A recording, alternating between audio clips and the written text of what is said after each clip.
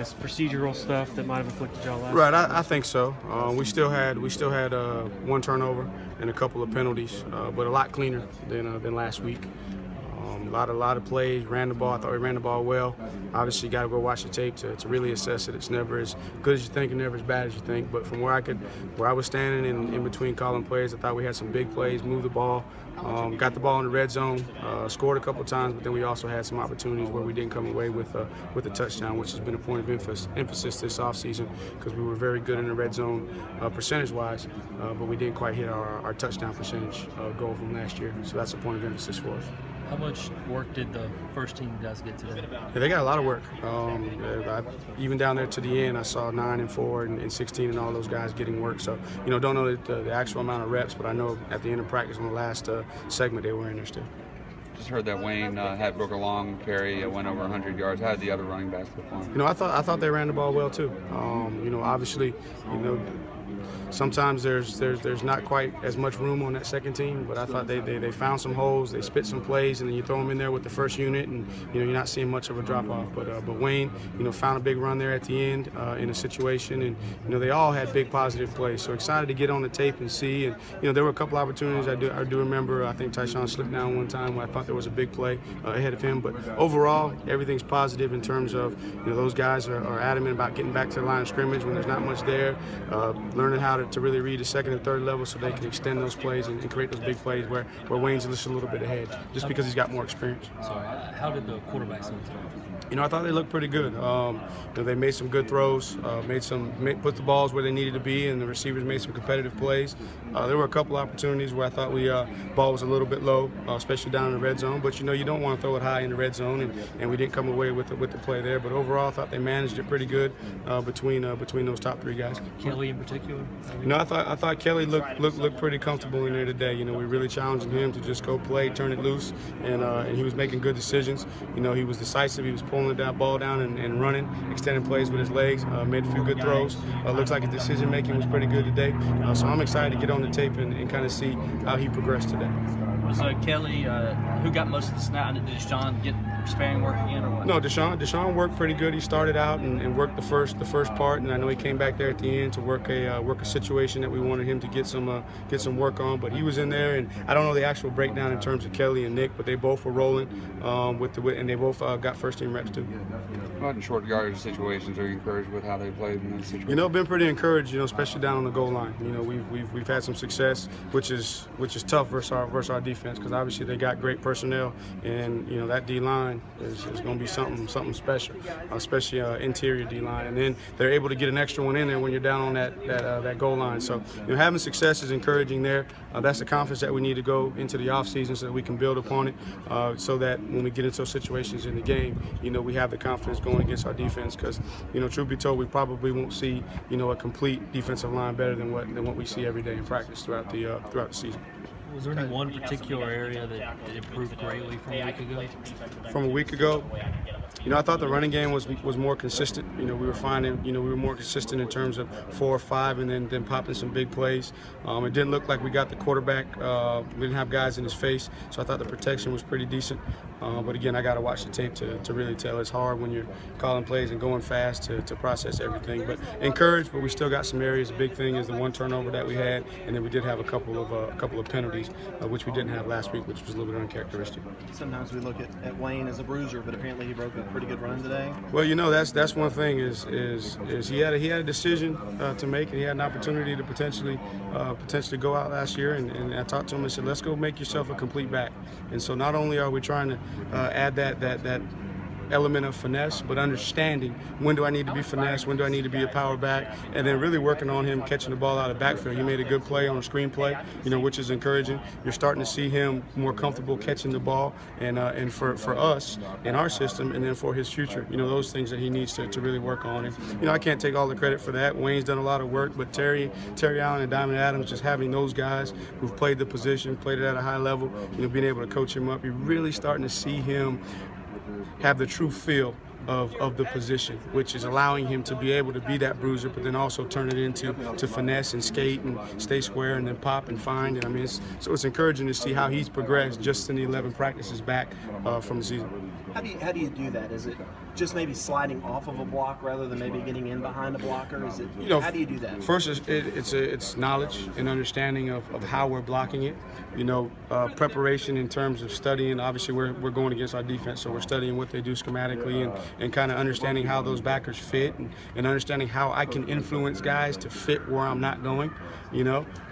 So you want to influence guys, set them up, and then stay square and be able to burst. And he's got all the raw materials. It was just a matter of time and experience and repetition and really getting to the point to where he had the experience and the knowledge base to where the game slows down. So the game is starting to really slow down. So if you look at the best of the best, they tell you that the game is slow to them. They can anticipate and see things happen, and that's where he's getting to. After 11 practices, are you seeing any separation with the two backup quarterbacks? It's day to day. And then obviously Nick's had a tough situation with his class schedule. So in terms of the reps, Kelly's probably getting more reps, and they both bring something different to the table.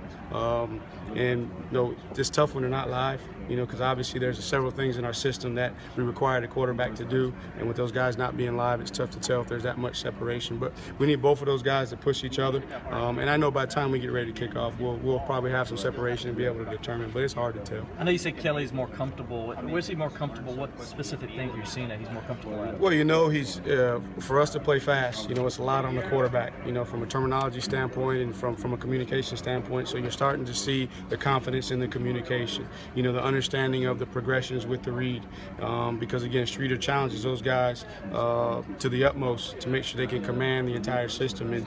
And for us to play fast, you got to have answers built in schematically to what you're doing, but you got to be able to diagnose what the defense is doing, make a split decision, and get to the right progression. So you're seeing the communication better, and you're seeing him getting to the right progression based off of what the defense is doing. How many offensive linemen do you feel like you have that you can count on now? 8, 9? I think 9, and then hopefully by the time we get ready to kick it off, we're trying to have 10 of them ready. But feel good with 9. Definitely 8. Feel good with the 9th, and then trying to push for 10.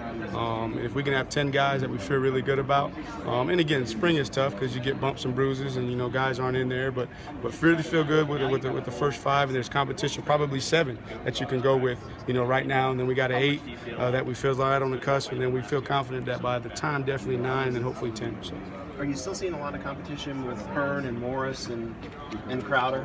Definitely. I think that Hearn and Crowder, are the guys that have really kind of taken a step. Hearn's not Hearn, but Maverick's not far behind, so he's pushing.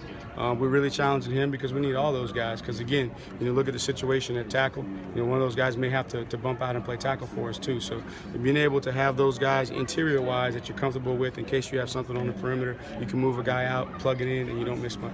What's the biggest thing you look for when you look at those running backs behind Wayne to see what's the biggest thing one of those guys can do to kind of separate themselves to become number 2 it's back? just the consistency in every aspect of the game. Because one, with the new position, I'm upstairs, so I'm not down there with those guys during the game. So the communication is a little bit different. So they got to be able to function in every situation. So just a big first and foremost, ball security. Can they protect the ball? Can they protect the quarterback?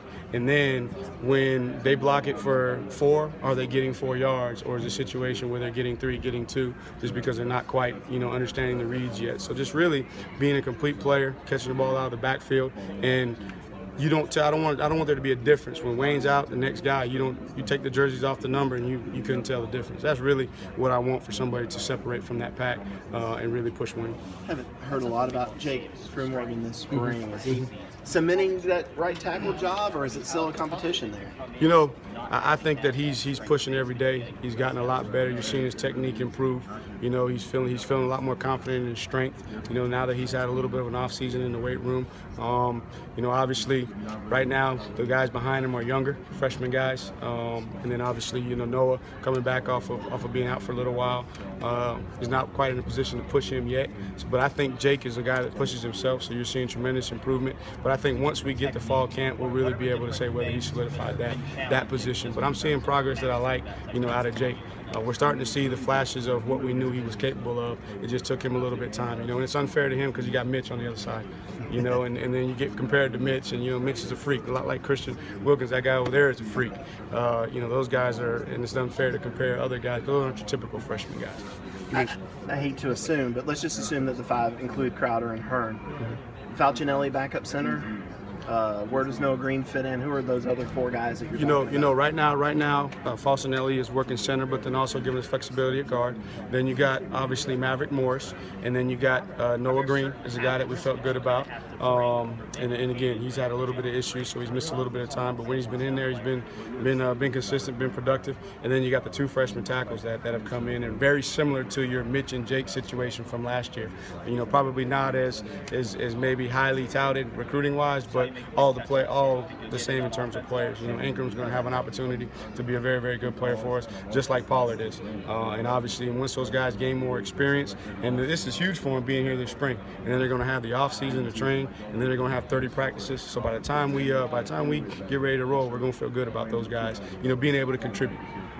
Are they doing as well, the 2 freshmen, with the learning curve as Jake and Mitch did last season? I would say so. You know, and it's a tribute